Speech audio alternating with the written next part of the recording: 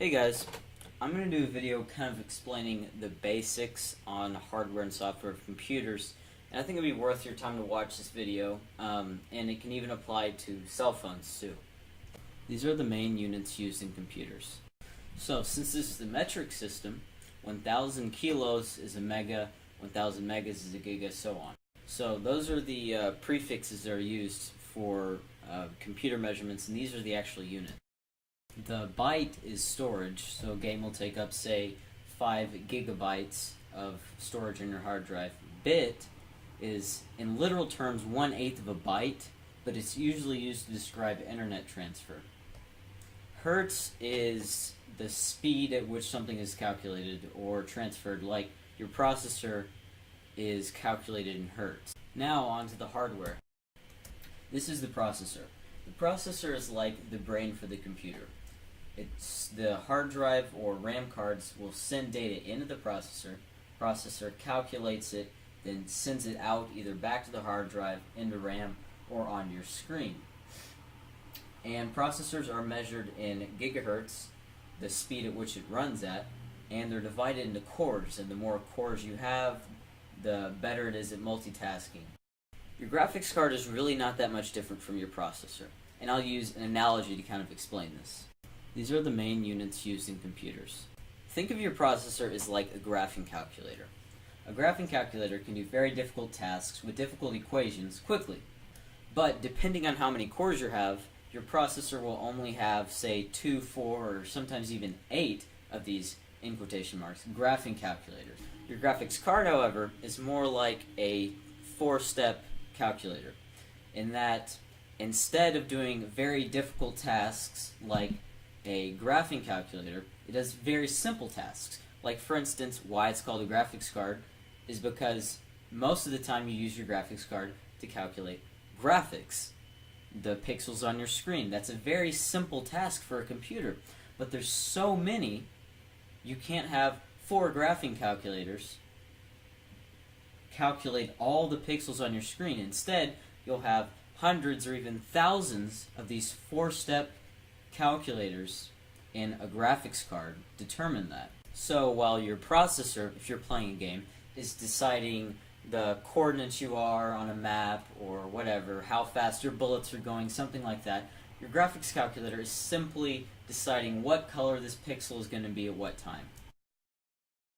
These are RAM cards. Think of these as short-term memory. So when you start your computer goes to your hard drive, takes files out and puts it in RAM. And the more RAM you have, the more files you can have open while your computer's running. Like in Minecraft, your render distance is directly tied to how much RAM you have, because the more RAM you have, the more blocks or chunks of land you can have open at one time.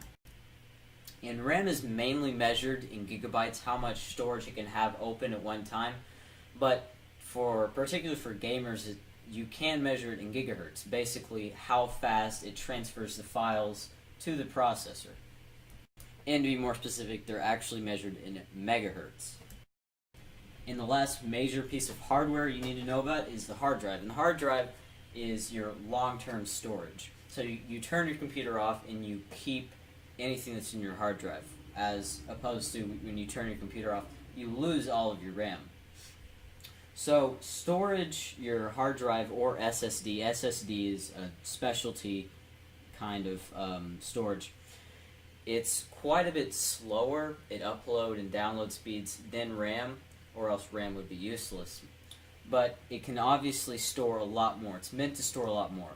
So an average hard drive will store maybe 400, 500 gigabytes, while a really good one could store a terabyte of storage.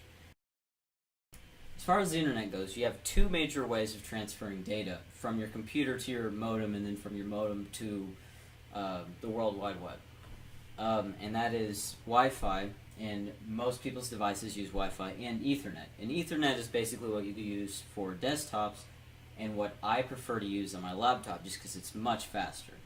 And your internet speed is measured in megabits, and if you have a really good one, it'd be in gigabits. But most residential households will have their internet speed in the megabit range.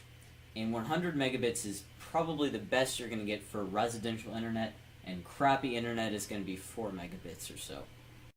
And as far as software goes, I'm not going to get into too much detail. That might be another video if need be. But the BIOS is one thing that you should keep in mind.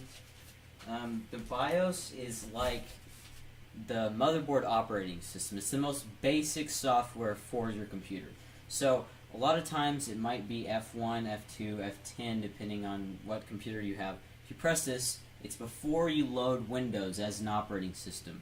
And you can change, if you have a good computer, you can change the speed of your processor, speed of your RAM, speed of your hard drive even sometimes. So this is like the backbone as far as software of your computer. Thanks for watching, guys. I hope this helped a little bit with your understanding of computers. And I might do a few more detailed, specific videos. And if you have any questions, please ask. And if I don't know the answer to the question, I'll try and find the answer for you.